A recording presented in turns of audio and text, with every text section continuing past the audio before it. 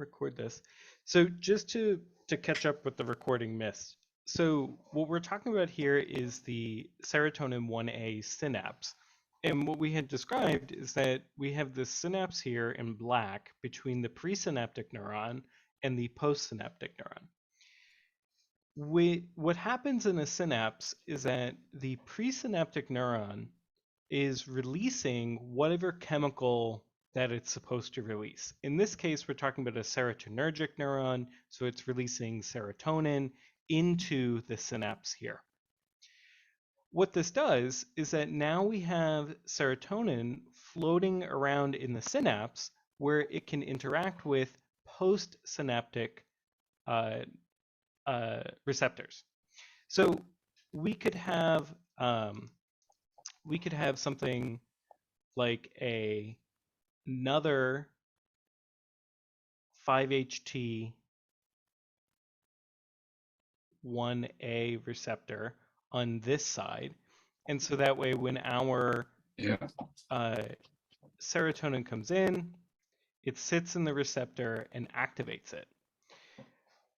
What can also happen is that serotonin can react presynaptically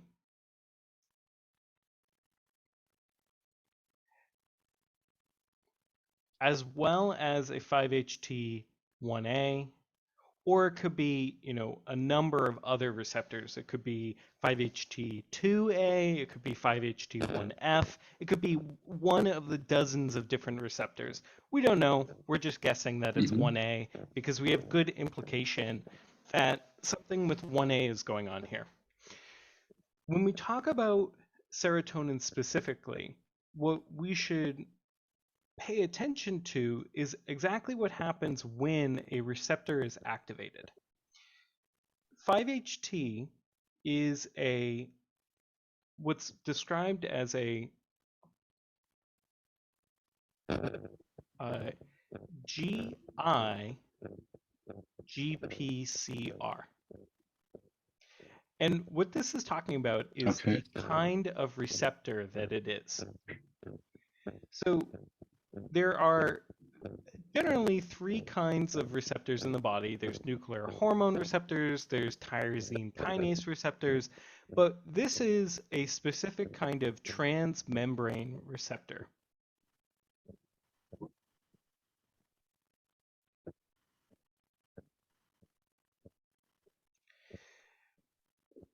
What is going on here is that if we have a neuron, or we have some sort of cell, because it could be any kind of general cell, what is happening is on the where that let me do it like this. Where that receptor is, if we zoom in on what's happening at this receptor, what it actually looks like is this wiggly line of a receptor. And I can actually show you a picture of this. Okay. So here we have the receptor that we're talking about. So it's this wiggly line of a guy that goes through the cell membrane. And what we see going on is that there's two major parts. We have the G protein, which is what this red dot is, and it's the big guy that we care about. And then connected, the G protein has two other segments that we don't particularly care about, but they're fair to mention. And this is what makes up the GPCR. And this is where we get its name. The G protein coupled receptor. Okay. And that should make sense, right? Is that we have a receptor, and what is it? It's this wiggly line portion connected to this G protein. So they're coupled together and they function in a very specific way. What ends up happening is that serotonin binds to that's the wrong color. Serotonin binds to the outside of the G protein coupled receptor, which transmits the response to our G protein. So serotonin binds, that transmits the response, and what ends up happening is that the G protein detaches from the receptor.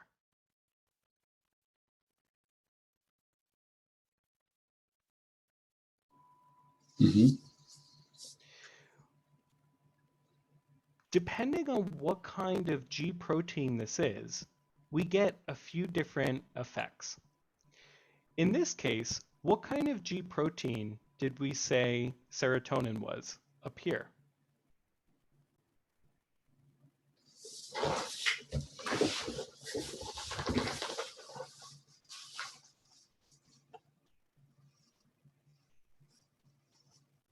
Do you remember? Sorry, the question was to which? What kind of G protein did we say it was? So GI, it was right? a G protein.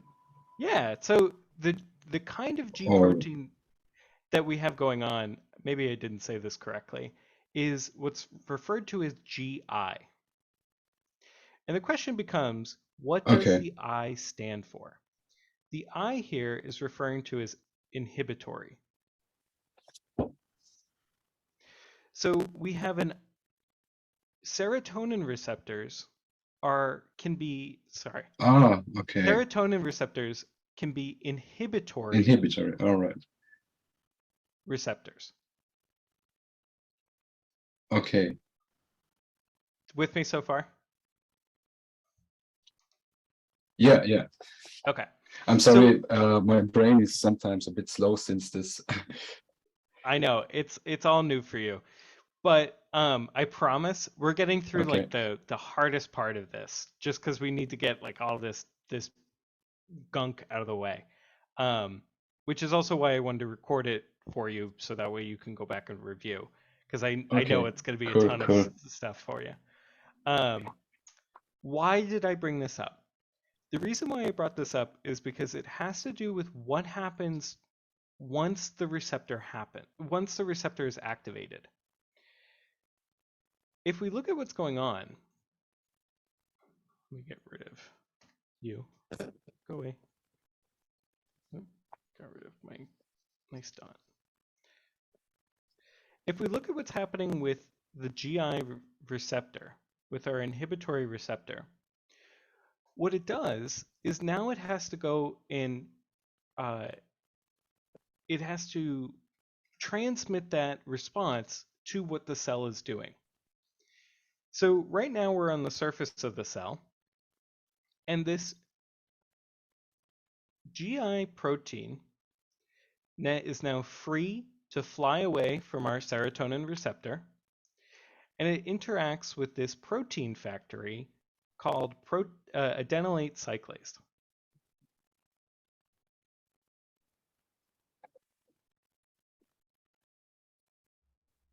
I think this is about the CAMP. I think it's Exactly. the Yep. abbreviation. Yep. Right. So what adenylate cyclase does is it kicks off the production of proteins down the way. And what it does is that it converts ATP, which is the energy of the cell, which we can kind of think of as just money. So, or I guess it wouldn't be a dollar, it would be a euro, however a euro is.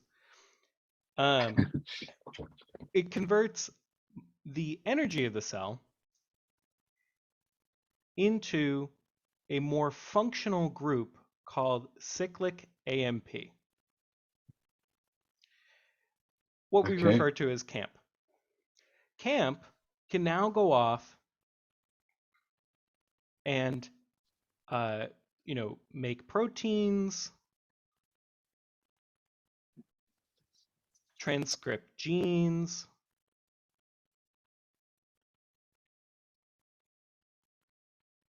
tons of different things. It allows for the cell to do what it needs to do. Great. Now the cell can go off and, now you can move your arms, you can blink, you can digest things, you can do all these different things. What GI is doing is that when serotonin binds to the receptor, this detaches GI, which comes along and is an inhibitory alpha subunit, inhibits adenylate cyclase. Mm-hmm. So as a GI GPCR, it decreases the level of intracellular camp.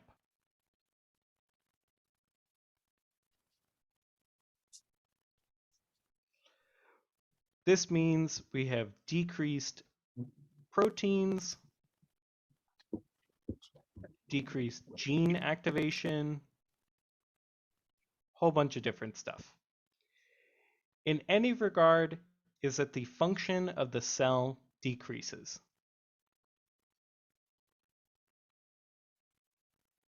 So it's like we're turning it off. Any questions so far?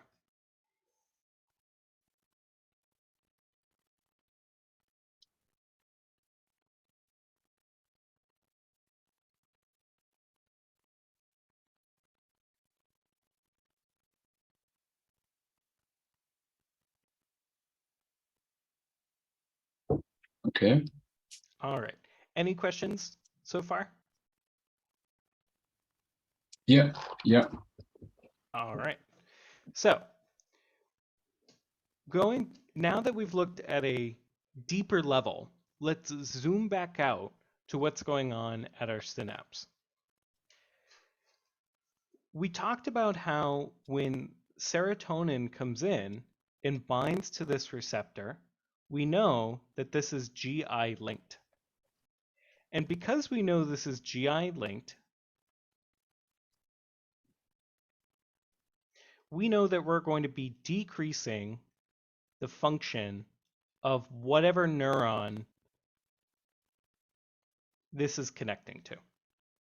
So this could be going to a different area of the brain. This could be going out of the brain into the, into the stomach or the intestines somewhere else. But this is essentially what's going on. This is the function of a antidepressant, is that by raising levels of serotonin, we are decreasing the function of neurons around the brain in many different areas. And the thinking is that by dampening that, we're reducing the depression symptoms. What also happens is that we have autoreceptors. So serotonin can bind to receptors that are found on the presynaptic neuron. These are called autoreceptors.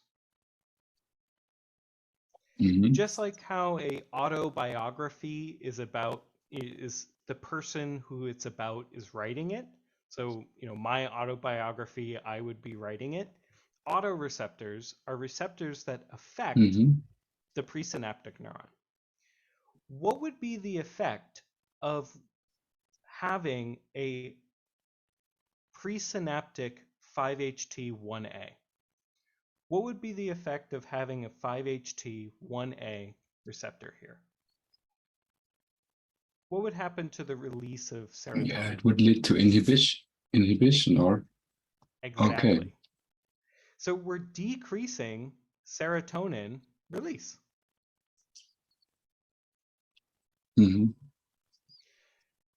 Now, from a physiological standpoint, that's great, right? Because, if we could never control the amount of serotonin that we released, we'd just be pumping it out, pumping.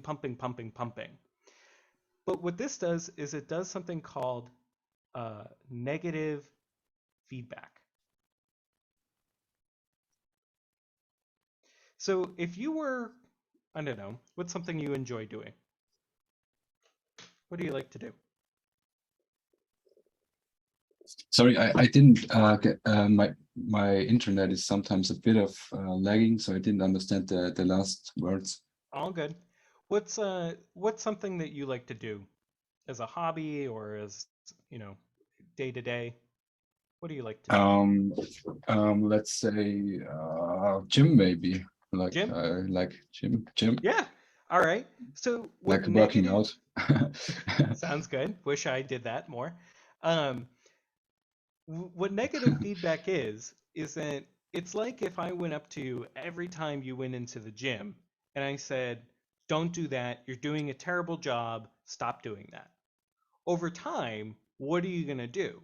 You're going to stop going to the gym. And then eventually, because you're not going to the gym anymore, I'm not going to be telling you that you're bad at it. And so over time, you'll come back and you'll start working out again, and then I'll Yeah, pop up. And so what we have going on is this cyclic feedback. Serotonin is released, that causes the autoreceptor to be activated, which decreases the release, which means less serotonin is here, which means this is not activated, which now we can release more serotonin. And so it's this feedback loop that allows us to tightly control how much serotonin is released day to day to okay. day. Does that make sense? Yeah, Perfect. All right. What we, according to the diagram that you had shown me, and I wonder if I can copy this hmm in here. Oop, there we go. According to this diagram, what we just described, what? God. What we just described here is essentially what SSRIs are doing. So we're right here, right now. What the yeah, thinking is for PSSD is that when we stop using the SSRI, the brain has adapted to having this increased amount of yeah, serotonin. So if we have the brain here, the brain has a series of connections, hundreds and hundreds of connections. As we, by the and way, I this, made this diagram somehow. it's not bad. I am going to ask you what software you use because I'm totally going to be stealing that from you. Sorry, I didn't understand the last words again because of my connection. I'm going to have to steal your diagram because, or the Yeah, software that you sure, use, sure. because I love it a lot. Okay, that's not going to work. What essentially happens is that we have tens and tens of thousands of neurons, and that by using the SSRI, the theory is that eventually the brain either destroys those connections entirely or becomes desensitized. hmm So in the same way that if I hmm told you stop going to the gym, you're terrible, you don't do that right, blah blah blah, what can happen is that Yeah, you just don't care. And so you put on your headphones and you just work out anyways. But you're doing it at a slower rate. And so that's the desensitization that's going on. What the the theory is that one of the known effects of using SSRIs. So let's come up here. When we have an SSRI, we know this is increasing the I guess I should say this. Do you know how SSRIs work, or do you want me to go over that? they inhibit the transporter of serotonin. Yeah. So This way, there is, yeah. Yeah, exactly. So on the surface of the presynaptic neuron, we have the serotonin reuptake transporter, or the SERT. And the job of this receptor is to pick up this serotonin that's left and remove it from the synapse. And this is important. Again, Hmm. this is all part of the feedback, is you don't want serotonin just hanging out in the synapse, because it will just turn off this neuron indefinitely. And what if this is your neuron to puke, and you need to puke, or you need to vomit, right? Then um, we need to be able to regulate these neurons. What an SSRI does is an SSRI blocks the SERT uh, blocks the SERT transporter. So no more serotonin is left. There's more serotonin in the synapse, which means that we're, artificially increasing the amount of serotonin.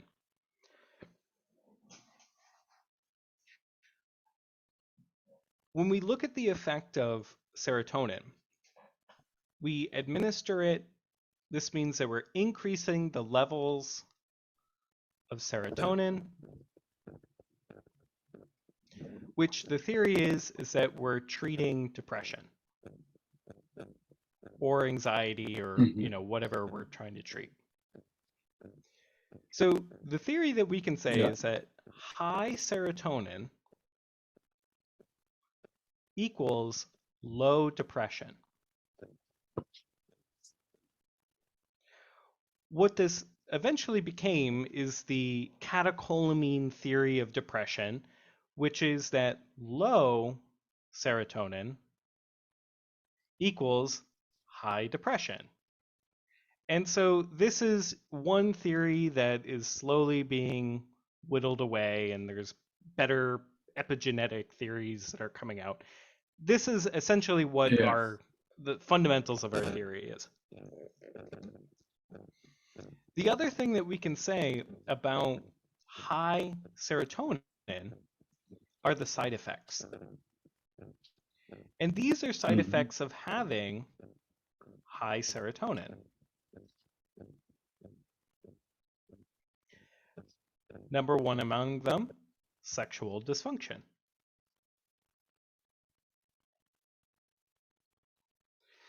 So in the same way, what we can say is that high serotonin causes sexual dysfunction.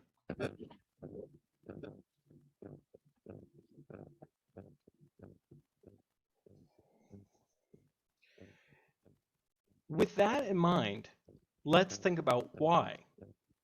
Well, if this is the reason why, look at what's going on in the synapse. Is that somehow having so much serotonin here is turning off the neurons either postsynaptically, or it's causing some sort of negative feedback loop presynaptically. What I would bet is going on here with PSSD is that by having this high serotonin, we are Hmm. continually inhibiting downstream signaling.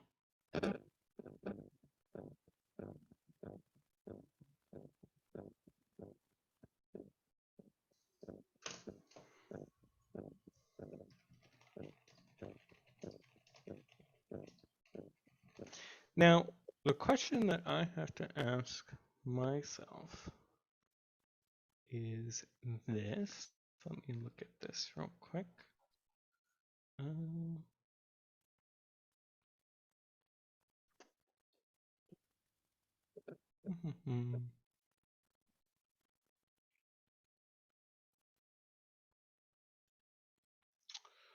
um, uh,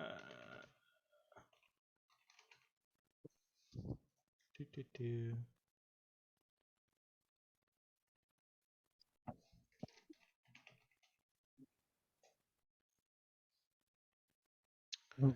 Okay.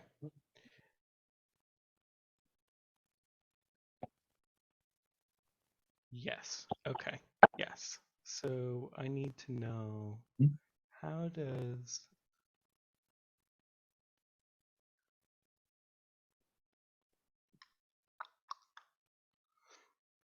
all right. So that's how serotonin falls into all of this so far. Is this making sense?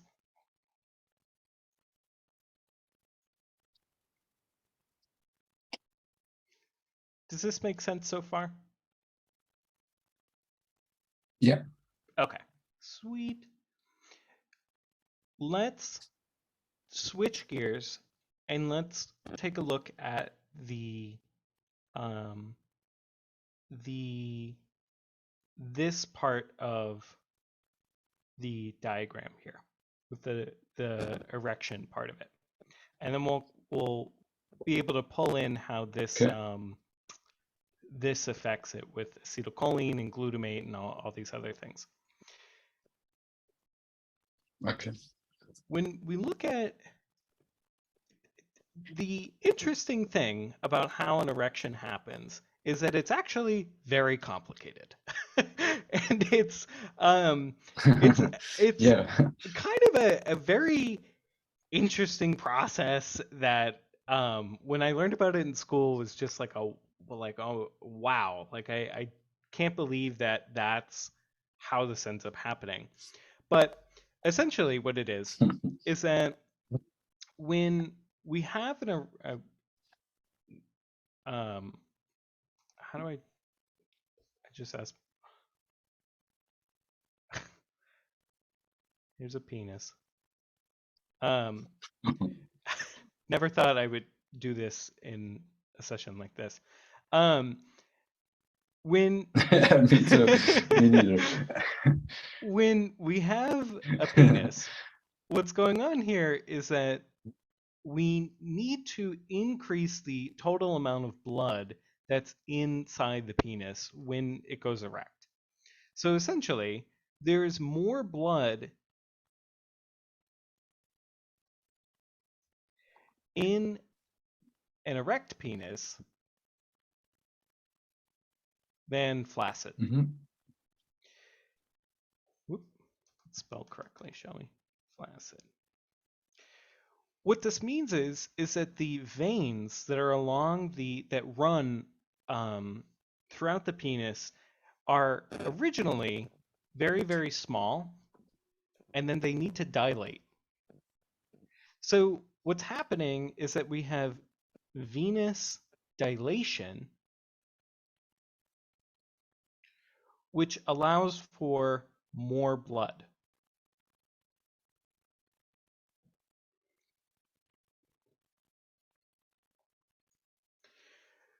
The way that this happens is a sort of complicated process, but we're gonna take a look at it. Whoop.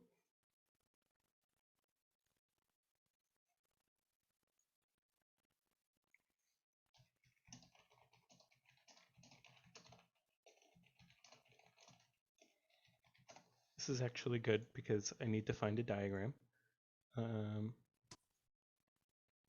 Oh, I'm back. Oh, I'm you're sorry. back. No, it actually worked out fine because I need to find a diagram. So perfect. Oh, I know what I need. I need not vasopressin.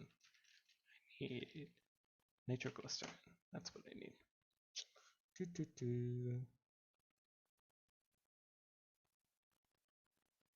This one. I'm going back to all my old tutoring stuff. Not that, not that. Yeah. So, nope. Let's try. There we go. So when we look at the layers of the penis, What we have going on is we have our blood vessel. So here's our ring of our blood vessel. And the innermost is where our blood is, right? Here's our blood. Mhm. And so what we have going on is we have from the outside to the inside of a blood vessel. What ends up happening is that in order to increase the diameter of the blood vessel, the smooth muscle cells need to enlarge the diameter by having a response go this way. Because some sort of chemical, which is inside the blood, needs to travel to the pink layer.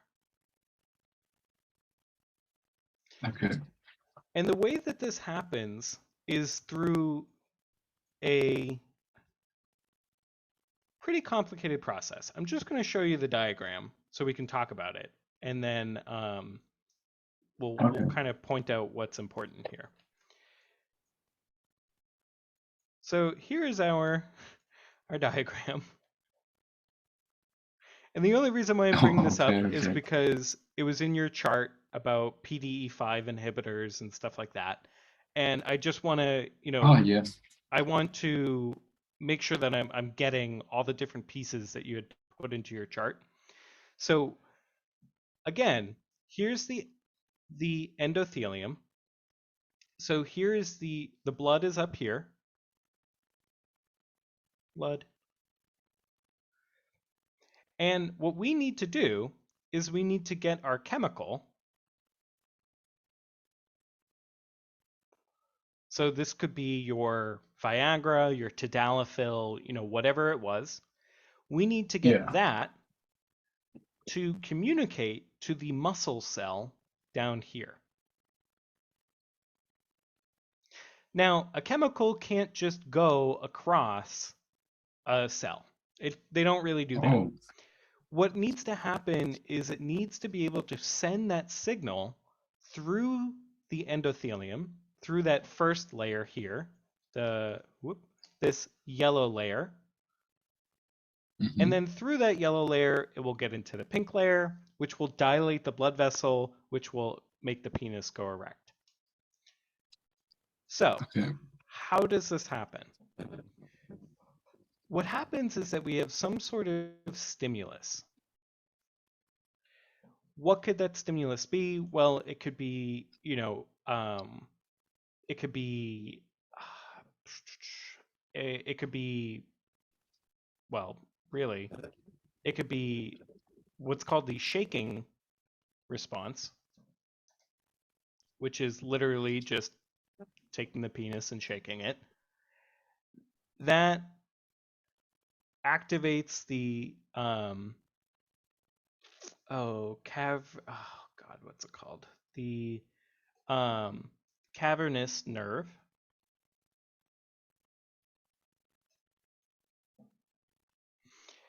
And so what this is going to do is it's going to release nitric oxide, or NO. Other factors that can play into this are through a slightly different mechanism, but they end up essentially doing the same thing, is could be histamine, it could be acetylcholine, and we'll also figure out a way that serotonin plays a role into that eventually as well. So he'll come back. So what ends up happening? You have your stimulus. Your stimulus causes the creation of nitric oxide. Nitric oxide can now flow from that endothelial level the innermost level, and it leaves the endothelium into the muscle cell. This stimulates, remember how we talked about, nope, there we go. Remember how we talked about adenylate cyclase? Yeah. There is a very, very similar kind of, very similar enzyme called guanylate cyclase. Okay. And I've been reading about it, but I didn't quite understand the differences and stuff. Essentially, it does the same thing as adenylate cyclase. The only difference really is that instead of converting ATP to CAMP, we convert GTP to cyclic GMP. Mm-hmm.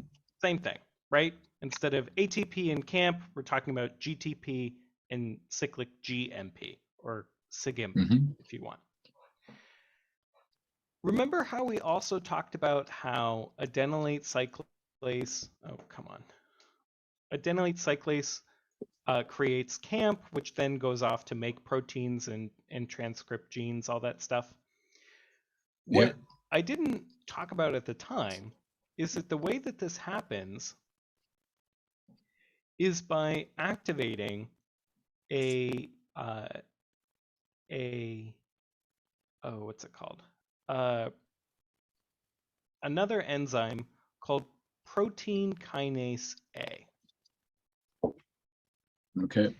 And what's really important to know here is that protein kinase A, which is also abbreviated PKA, if you ever see it, is just one more step in the process that, you make proteins, you turn on genes, you're doing all these different things. It's just one more step in the process. Just like how, we have ATP, adenylate cyclase, CAMP, and protein kinase A, we also have the same thing going on here. GTP, guanylate cyclase, cyclic GMP, and here we have, if you can read it very small, we have protein kinase G. Mm-hmm.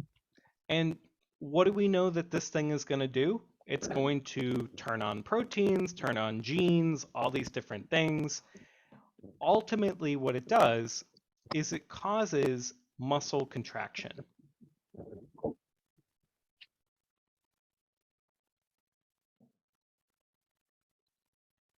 And that's what this part here is talking about. Okay. Not contraction, my bad. Relaxation. My bad. That's all this is. Relaxation? No. Oh, no.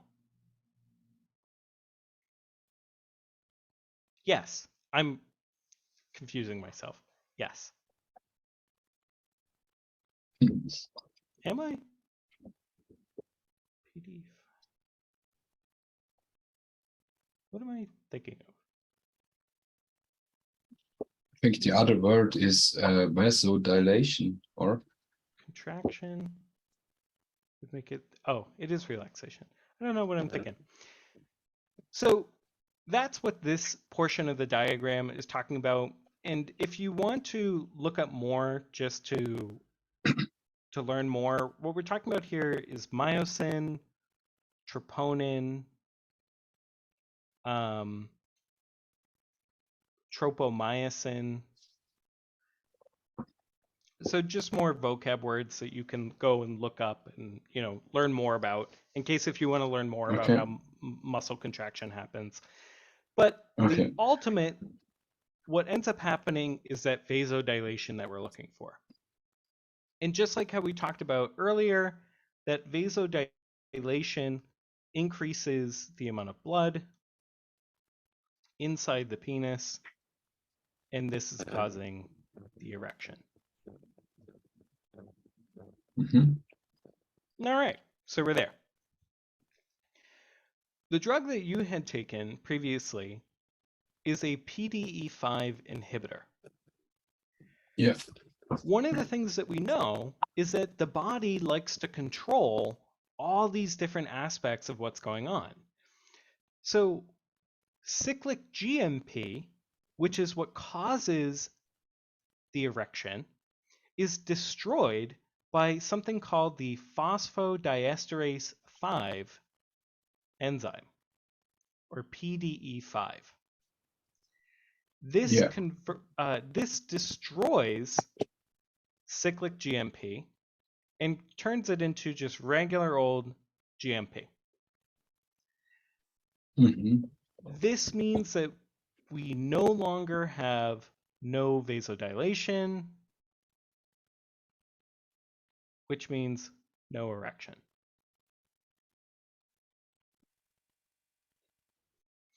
So in terms of what's going on, this is the bad guy.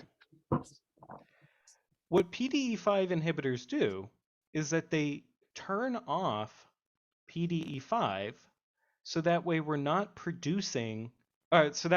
destroying cyclic GMP, meaning that more is around to be able to go through the muscle relaxation process, which is allowing for the vasodilation and then eventually the erection. Yeah. Does this make sense? Yeah, makes sense. Sweet.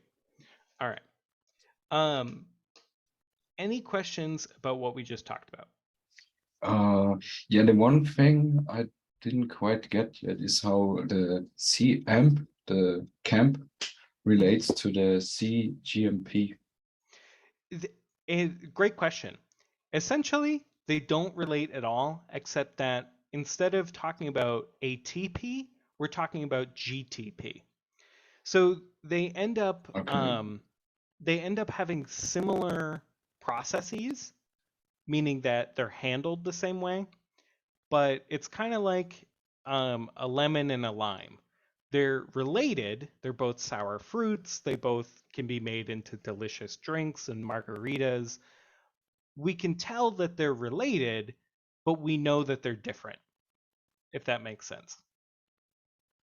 Okay. Does that make sense? Yeah, it makes sense. Sweet. All right. So how does this all connect in, right? Let's talk about it. One of the things that we know about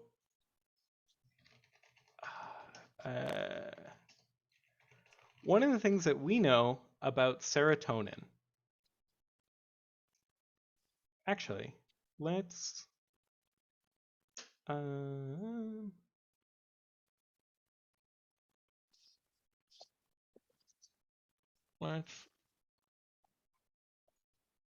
up here. Or let me put this down just so that we can have this to play with later.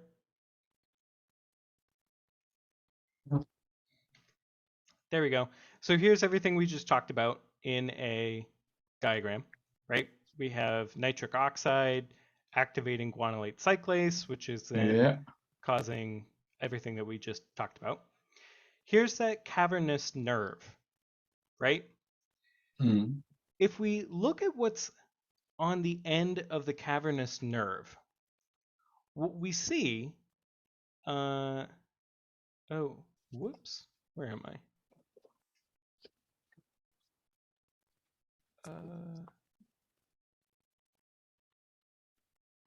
No. This? No.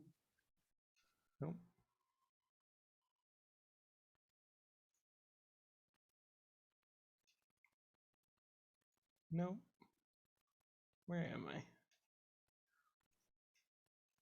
No. Give me 1 second.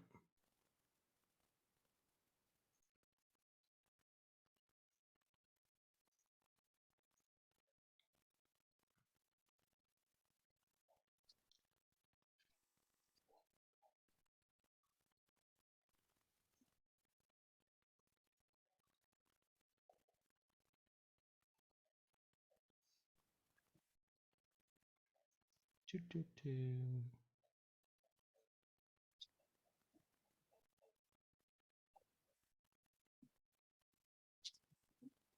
we go.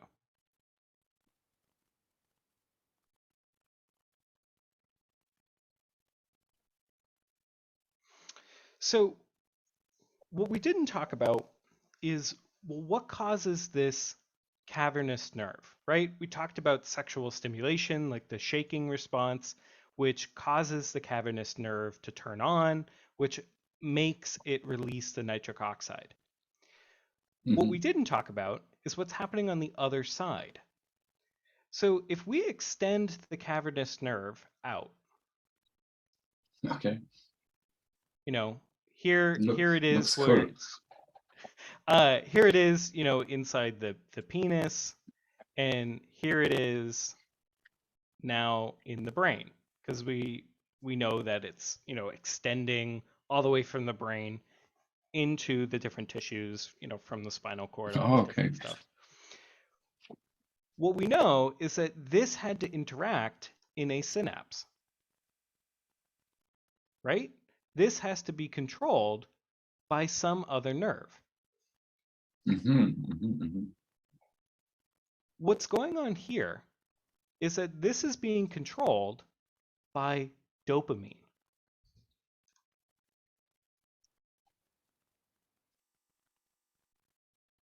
Okay. So we have dopamine neurons which activate and turn on the cavernous nerve, which causes nitric oxide to be released. What that means is dopamine is being released by this neuron into the synapse, which allows it to then activate the dopamine receptor, right? Dopamine needs to be released to activate its receptor. Yeah. Keep extending this along. What's modulating the dopamine receptor? Can you guess? Oh, it's the serotonin. It's serotonin.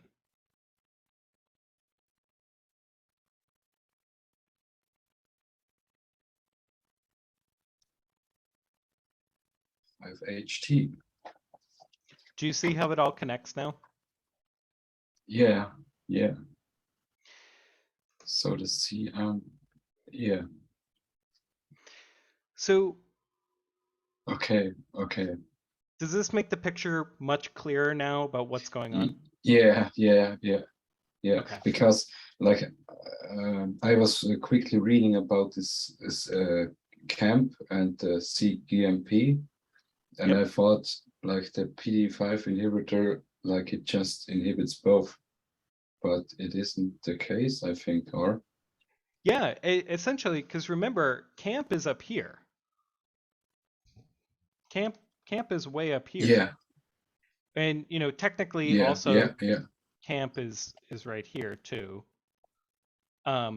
Which is nowhere near where cyclic GMP is. So they're two different places. So exactly. So yeah. What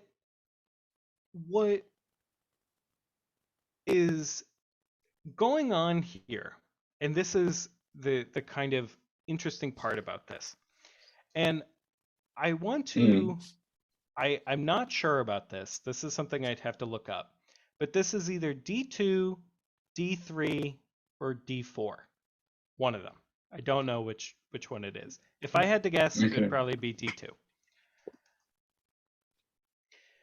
But another aspect that's going on here is that the reason why this can get really, really complicated is that serotonin modulates dopamine.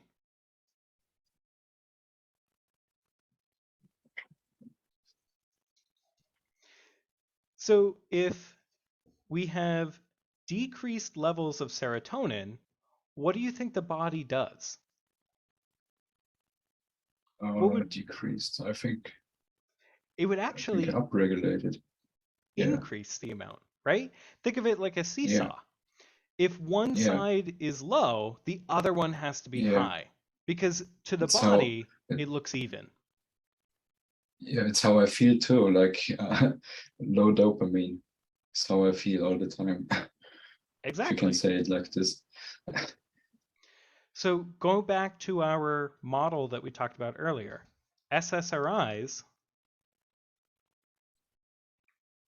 are high serotonin, Yeah, which means low dopamine, which means the sexual dysfunction that we had talked about.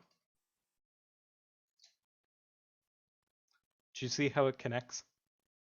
yeah, Let's take this even one more step further. Dopamine regulates acetylcholine and it regulates, how do I want to put this? Maybe we'll do it like this. Oop. It regulates norepinephrine and it regulates acetylcholine.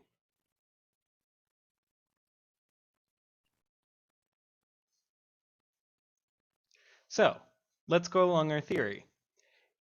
If serotonin is high, if serotonin is low, that means dopamine would be high, which means in our norepinephrine would be low, and our acetylcholine would also be low.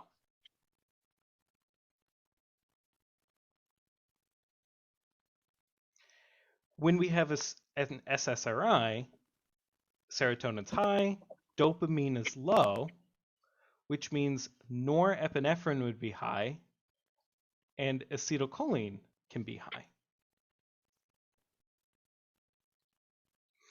yeah. By the way, when we have this is what antipsychotics do. Antipsychotics artificially make the body think that dopamine is low because they're D2 antagonists.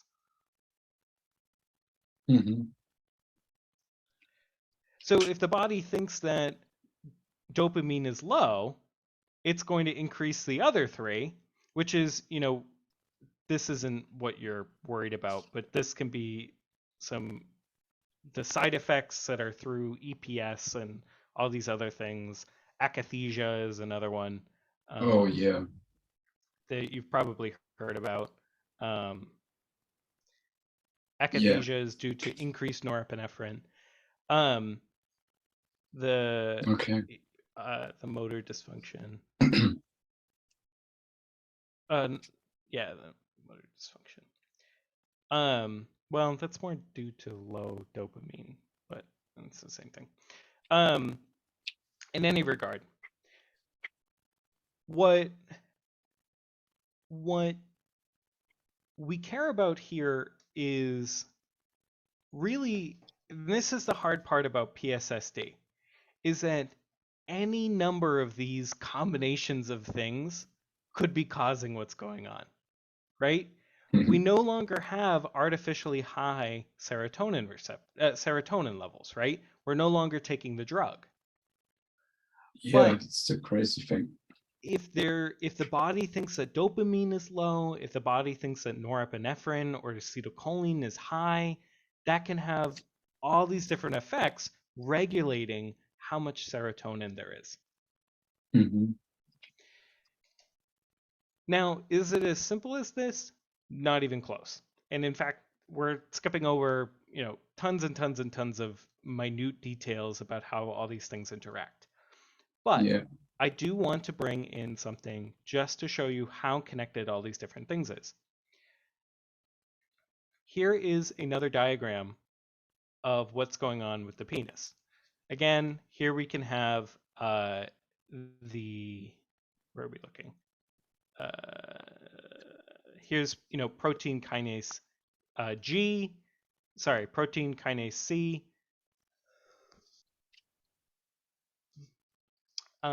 doing all of its different things. PLC. Am I looking at the right diagram? Did I bring up the right one?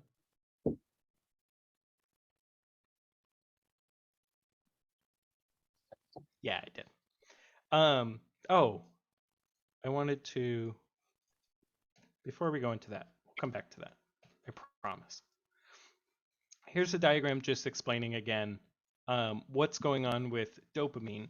Is that dopamine is incredibly implicated in what's going on with our sensory, what's happening coming in from the sensory neurons. So whether it's a tactile response, a smell, some sort of visual, or even what you imagine, this is all being regulated through dopamine. Yeah.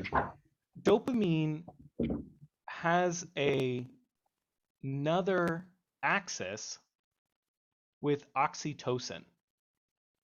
Okay. Oxytocin is the sexual chemical. What happens with oxytocin is that just like how, well, does it regulate it? Is oxytocin? Now I am questioning myself. Oxytocin, dopamine, HPA.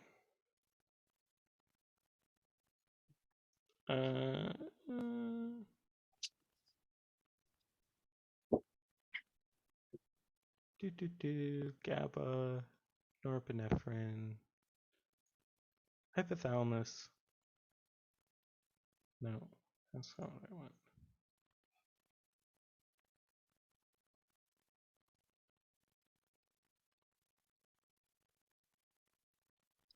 Hypothalamic oxytocin.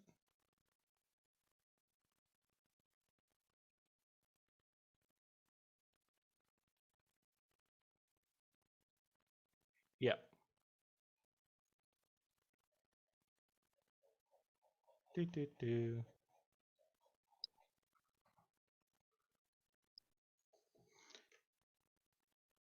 So here's another diagram for us to take a look at, because I'm sure you're loving all the different diagrams. So what this is talking about here is that in the hypothalamus, which is sort of the control center of the body, where different things come about, and really controlling what's going on, is it has a multitude of different responses. And I almost don't like this because it really oversimplifies everything. I thought you were saying it's too complex. What I want us to focus in here, because I don't want to get too much off on a sidetrack, because I want to focus in on dopamine and serotonin, is okay, it's okay. Really what's going on here is that we have the connection between oxytocin and dopamine interacting with each other to cause that nitric oxide release. Another one of our potential neurotransmitters that's interacting on this level as well, especially with oxytocin, is glutamate.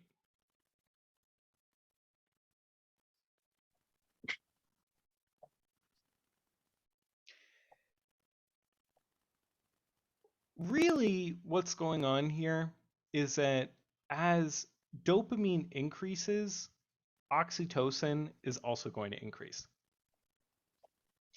In the same way that when glutamate increases, oxytocin also increases. So I guess I drew these arrows a bit wrong. It's more like this. Because what's going on here is that as the brain interacts with the sensory details, you look at something, you smell something, you touch something or something touches you, I should say, this is all going to cause arousal, which is what's going to lead to the penile response in the erection. If that makes sense. Yeah. Does that make sense? Mm-hmm. So Yeah. how this connects in with what's going on here is that when dopamine is low, this is interacting with oxytocin. If you have decreased dopamine, you have decreased oxytocin. Mm-hmm.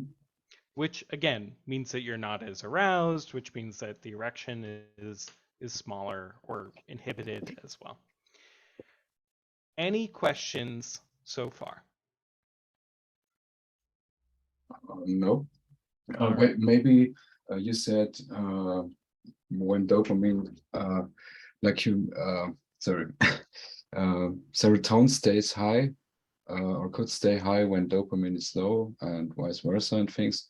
But I was thinking, like in PSSD, there is like this altered density of receptors. Like I was thinking this may be the at the core of the issue. Totally. So this, Okay. everything that we've talked about so far is explaining the connection between the neurotransmitters, and essentially this is everything that we've talked about so far isn't PSSD. It's essentially we're answering this question. Where did it go? Why do SSRIs cause sexual dysfunction? This is what we've answered so far. Yeah. Now what we have to do is we have to look at what's going on in PSSD, right?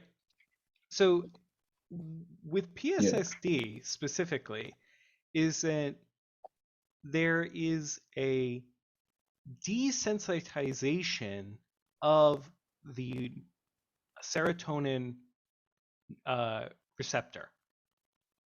So if we look at what's going on here in this pathway, how can I draw this?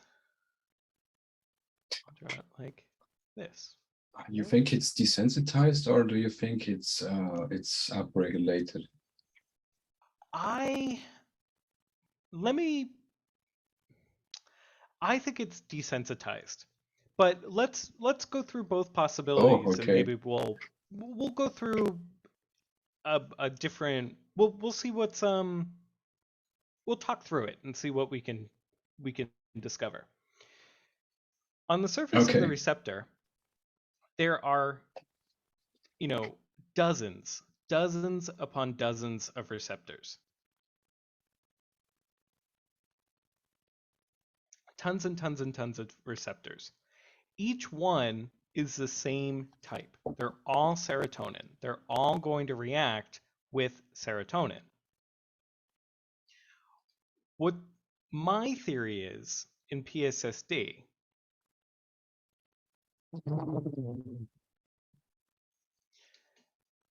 well, let's call this theory A. Theory 1.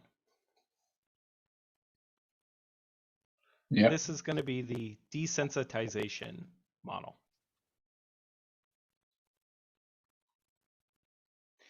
In this model, what we mean by desensitization is that the postsynaptic neuron has physically less serotonin receptors. Oh. So the postsynaptic neuron. Exactly. Okay. So what this would mean, like I was just sorry. Go ahead. I was thinking like the presynaptic one is upregulated and the postsynaptic one is desensitized. Like that was what I was thinking. And I can see where your thinking is. And I want to explain to you why that might be, why it would be the opposite. We'll take a look. All right, and then we'll see. When we look at what's going on with what's called signal transduction, Signal transduction.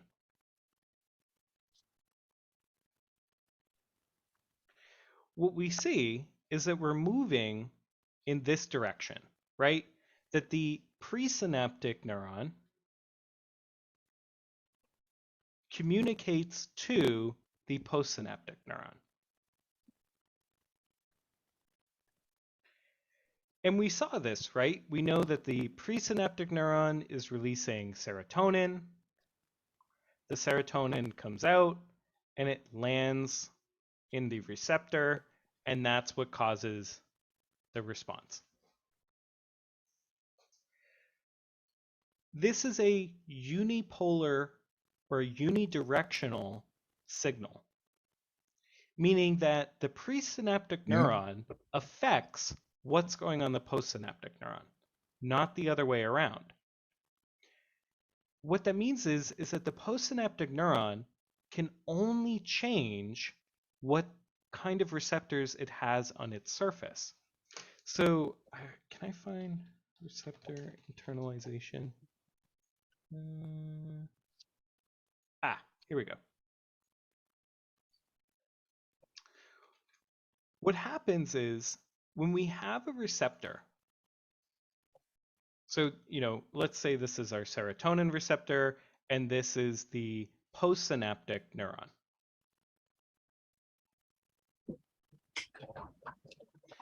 Serotonin binds to the receptor and causes a response.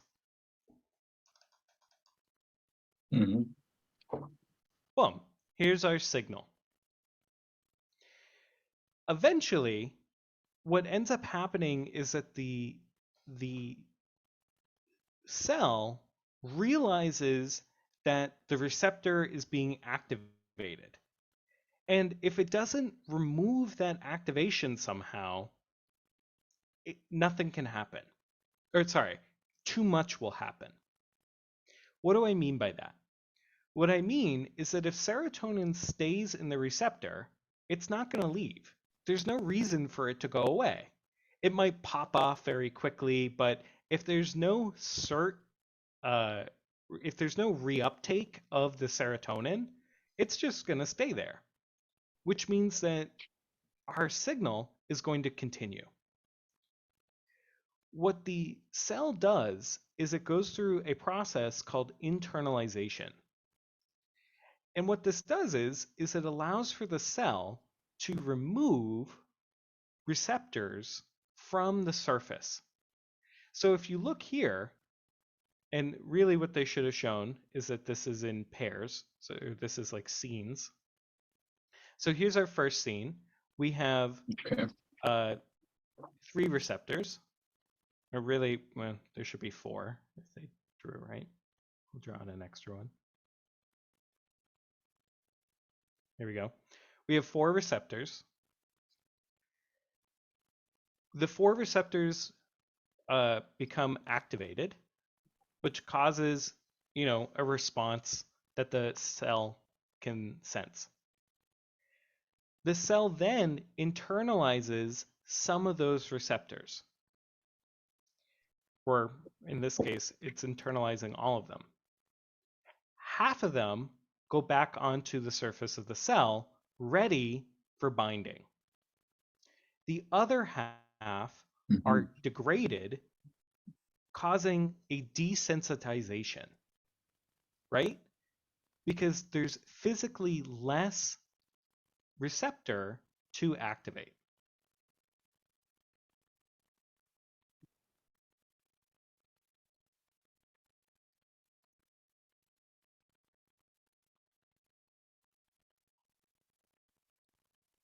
Okay. This was kind of a poor diagram. Let's see.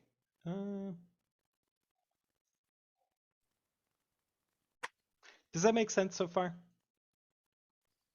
Yeah, makes sense. Okay. So this is the theory of desensitization.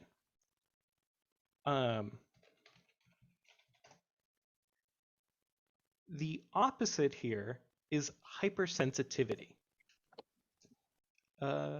Receptor hypersensitization. or upregulation. Upregulation.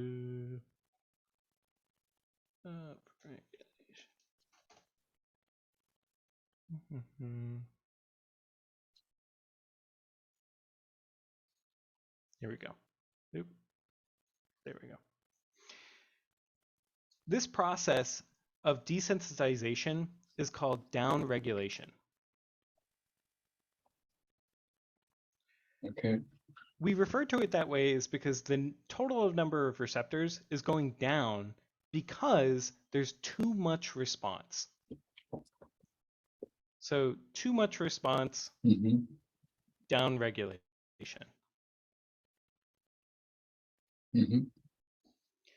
The opposite to this is when we have some sort of, nope, that's a bad diagram. The opposite to this is when we have, damn, this is a good one. Oh, I guess I combine the terms. Well, they end up doing the same thing. Up here we can see we have the healthy condition, so we have 4 receptors. And down here we have the agonist treatment, all right, which in this case would be serotonin. Yeah. All right. And I guess I didn't realize that there was a difference between these words. I thought they were the same thing. But you can have receptor downregulation, which would be what we've just described as internalization. Yeah. But I guess you can also have desensitization, which happens with the Erection molecule, which essentially this thing is turned off. There's no way for this to activate, and it has no function. Does that make sense? Yeah. All right, sweet. When we have an antagonist, we cause the opposite. We cause upregulation. So here we have 4 receptors. Here we effectively have 2 receptors. And now we have 6. You could, in my view, you could technically call this a hypersensitivity. Because if you had the total number of receptors increases to increase the stimulus and the response.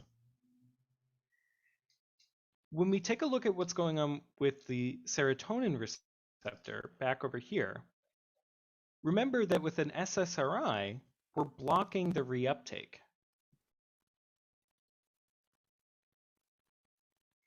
This means that we have way too much serotonin in the synapse. Does that mean that the response is going to be high or low? The response, the receptors will desensitize. Exactly. So we're going to end up getting rid of some of these receptors in order to decrease the response. Follow what's going on. If you decrease the amount of serotonin, what is that going to do? It's going to lead to an increase in dopamine, which is supposed to lead to an increase in dopamine is supposed to lead to an erection, right? So this should be a good thing. What the theory is with PSSD is that the desensitization of the serotonin receptor causes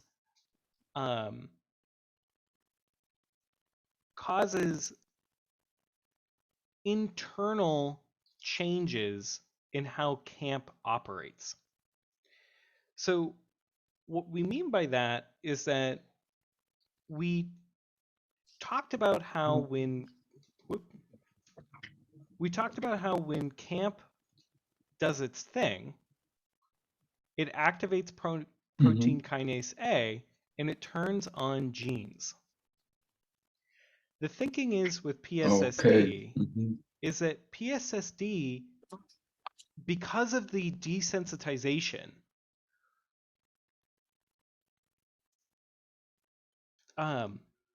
PSSD, no, what do I want to say? Is that the serotonin desensitization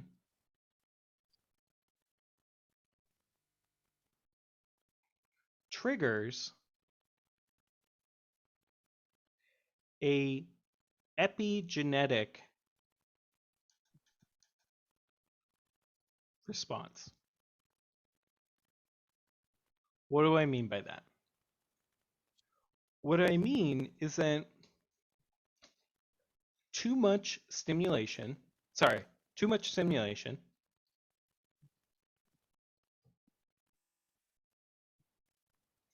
from serotonin causes desensitization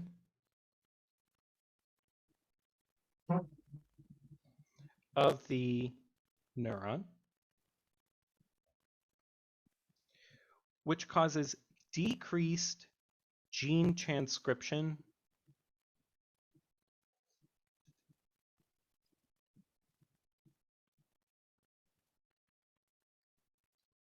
which is ultimately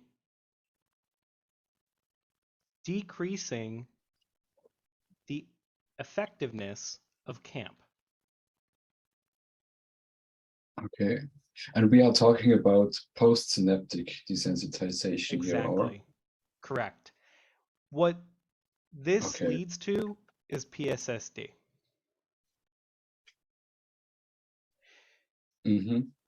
Because look at keep doing this. Look at what's going on.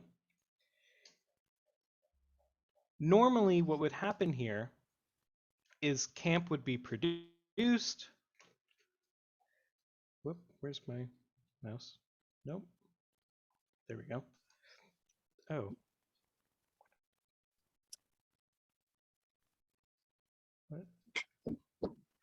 What just happened? Okay. Well, this is difficult because I lost my cursor. There we go. Normally, this would cause the gene response, which would then cause dopamine production. The thinking is that with PSSD, is that the desensitization leads to a decrease in CAMP, which leads to a decreased gene response, which leads to decreased production. So even though we expect with low serotonin to have high dopamine, because of this enormous desensitization, the body doesn't recognize that in terms of production. The result is that we still have low dopamine, which means that we have low penile response. Does that make sense? At least that's the theory. Yeah. This is my best guess about what's going on in PSSD. There is another disorder that I would probably look into, called PGAD. I've just heard of it. I don't really know what's about that. PGAD is persistent genital arousal disorder. And if I had to guess, I'd say that PSSD and PGAD are opposites of each other. And I don't know much about this disease at all, or this disorder. But if I had to guess, however PGAD is caused is the opposite of how PSSD operates. My guess. There is a a oh God, what was that drug? Oh, what was it called? Um, it was for it was that stupid drug that they give to women who don't want to have sex with men. What was that drug? Ah, Oh, I know it. um, Eddie, no.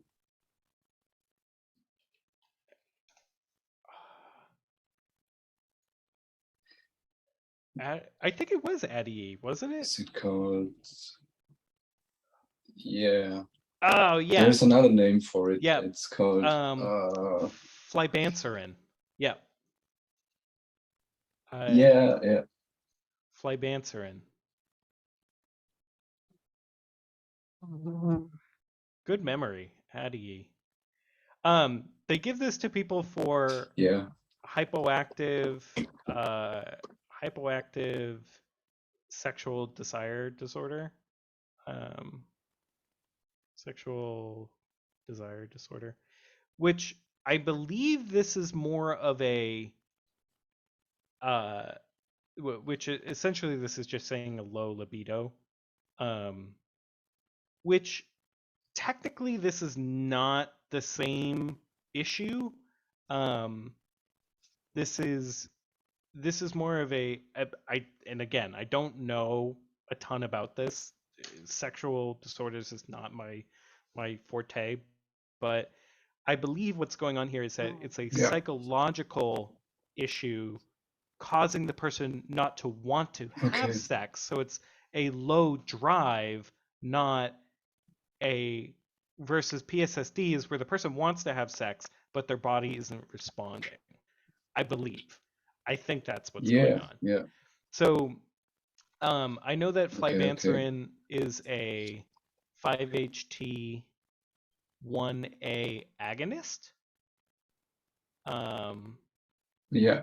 which is the same as a drug called buspirone.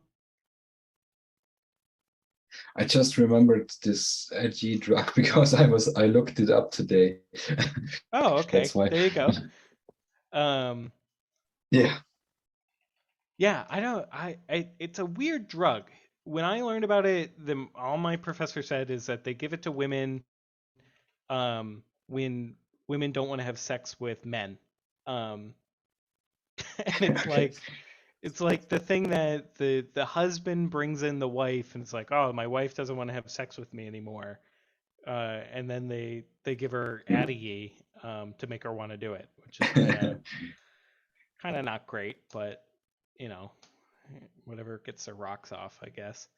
Um, there is a there are a number of different drugs to try. I think I think really what I would because the other aspect of PSSD that I know about is that it's not just the erection part, but um it's decreased feeling, right? I think maybe like it feels numb. So which I again I don't really know a lot about it. I have to do some more research, but hopefully Yeah. this gave you a pretty good idea of what's going on, right? Yeah.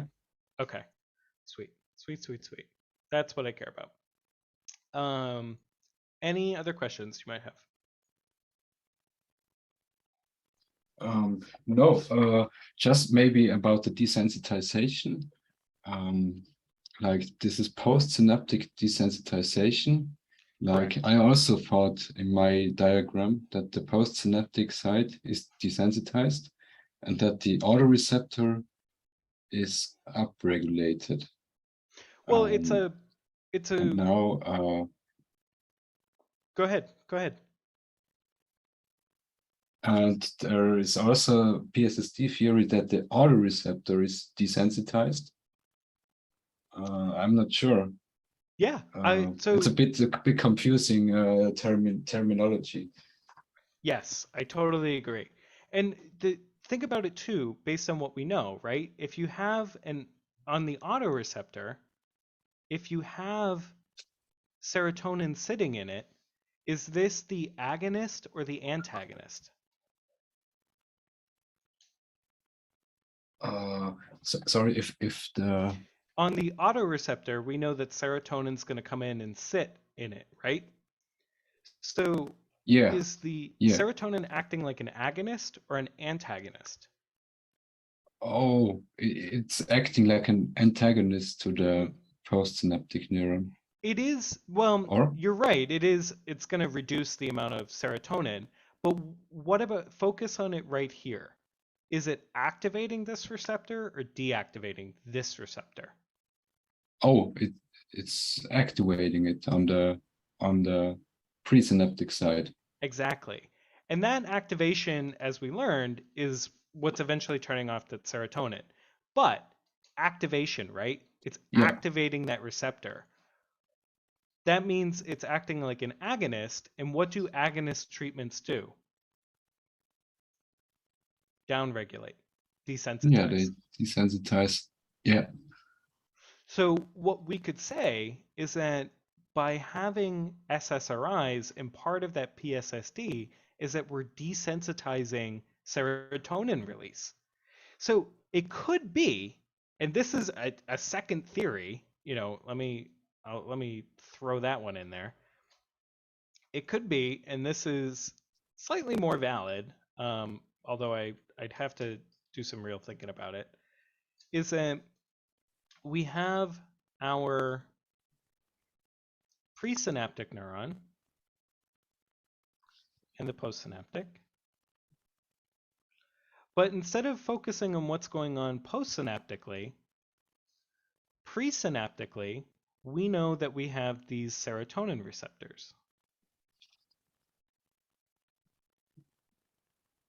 So maybe theory 2 is that we have the presynaptic desensitization. yeah, Desensitization, I spelled that wrong, but whatever. So we have serotonin being released, which is going to be put here, which normally would activate this presynaptic. And what's that going to do to our amount of serotonin that's going to come out? It's going to turn it off, right? Based on that negative feedback that we talked about earlier. What happens if this is desensitized? What happens to our negative feedback? There's more serotonin More releasing. serotonin. What do we know about more serotonin? Oh yeah, We know that we're getting less dopamine dopamine. goes down. Possible, right? Another possible possible idea.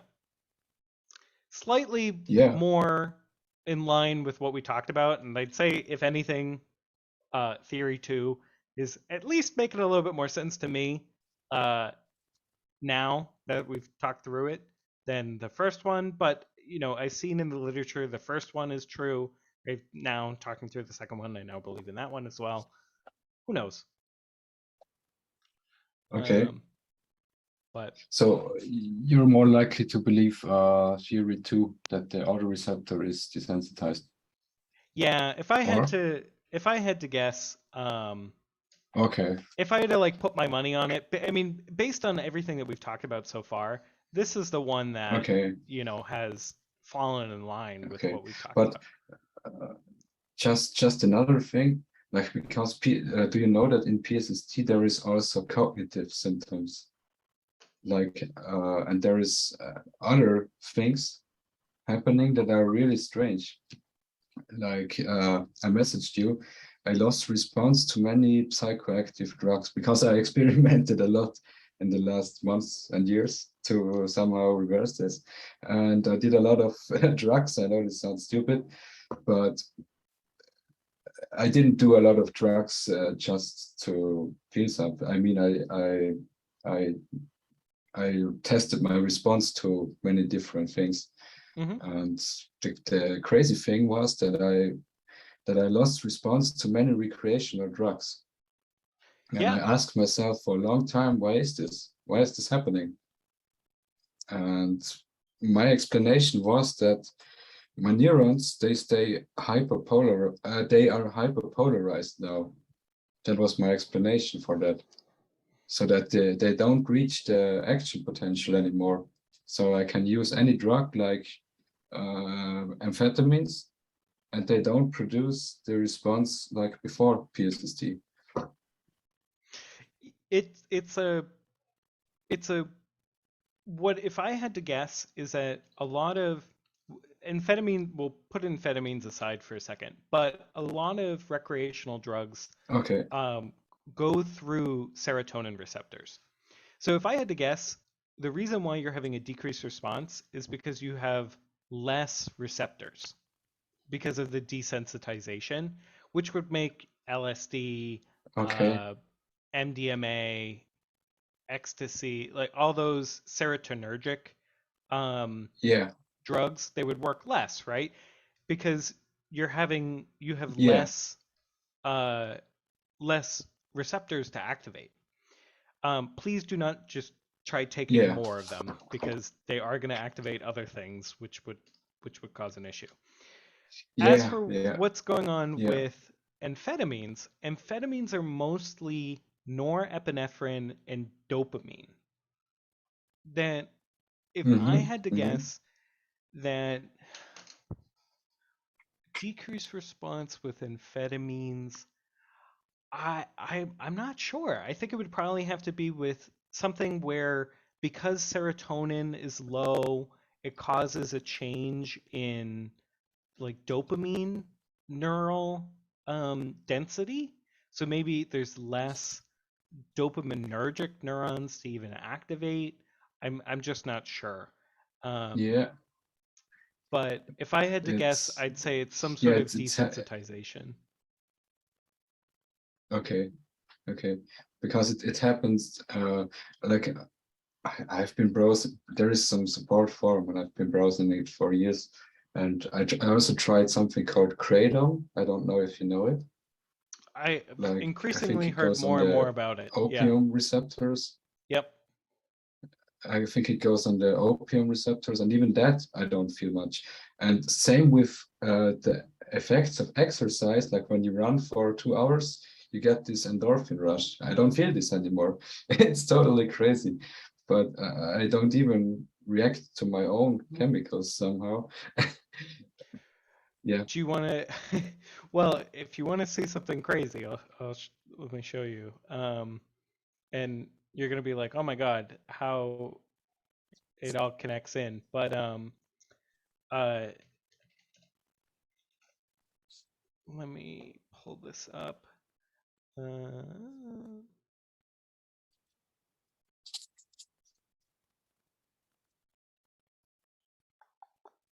uh,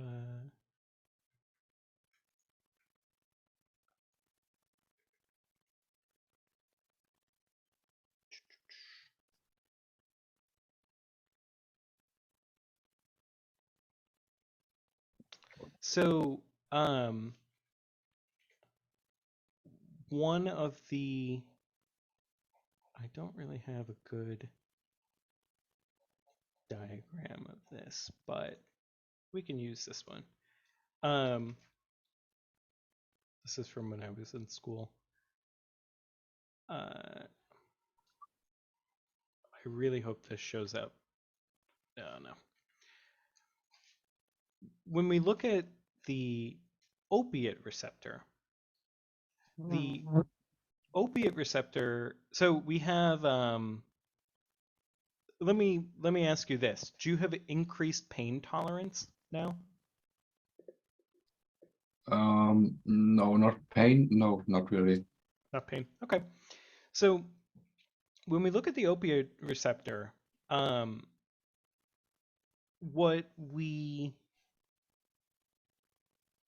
um, that's more with pain. That might not be incredibly accurate to talk about.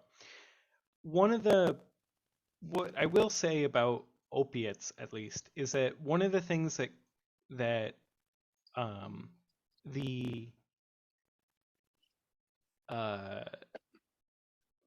how do I want to say this? The opioid receptor, the mu opioid receptor, this is regulated by a few different things, actually. This is inhibited by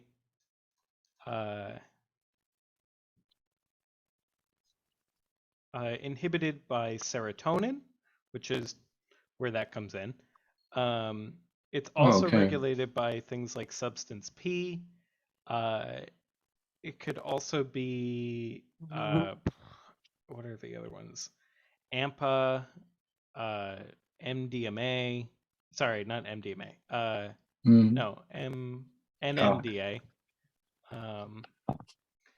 I can't remember off the top of my head, but there's norepinephrine plays a role in that as well somewhere. But serotonin is definitely a neurotransmitter that affects how the mu opioid receptor responds. But I could definitely take a look and see if there's something more specific that plays in. Probably, if I had to guess, I think it has to work through probably 5-HT2, if I had to guess, not 5-HT1A, but because that's based on where they're found, but that might be where it is. But definitely serotonin does play a role in opiate and endorphin response. Okay.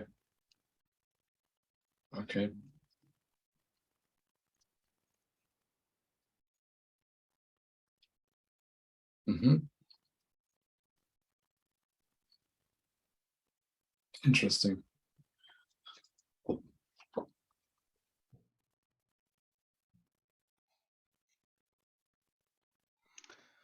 Any other questions about anything like this? About this, no. All right. Maybe when we're still at this drugs thing. Oh, okay. My internet is a bit lagging. Sorry. No, it was because with this hyperpolarization thing, because this whole thing brought me to the idea that the presynaptic receptor is upregulated, because when the presynaptic is upregulated, the postsynaptic neuron, I think the threshold of firing is like lower. And the crazy thing was, like, I also lost the response to like coffee, like it doesn't do anything for me anymore. And when I took something that boosts acetylcholine, I felt coffee again. I had better response to stimulants. And I think that's because acetylcholine, it's excitatory, like and it lowers the threshold of the neurons to fire. Like, that was my explanation. Yeah, I mean, your explanation isn't that far off. We didn't go into action potentials but that is like a big part of this is talking about potassium ion channels and sodium ion channels or calcium, all these different things. And while that level of detail can definitely be an explanation of it, I'd say that really what's going on with it wouldn't be a hypersensitivity, it would be a desensitization, like we talked about. But to also talk about what's going on is that, again, we know that the desensitization means less serotonin is around, which would mean that you have low acetylcholine. So by taking extra, you'd be essentially getting yourself back up to baseline, and then adding the coffee, Yeah. which is then making you have an effect. So essentially, you drink coffee, you're not Yeah. even reaching baseline, and then you know, of course you're not going to get there, right? So if Yeah. that makes sense. Yeah. Yeah.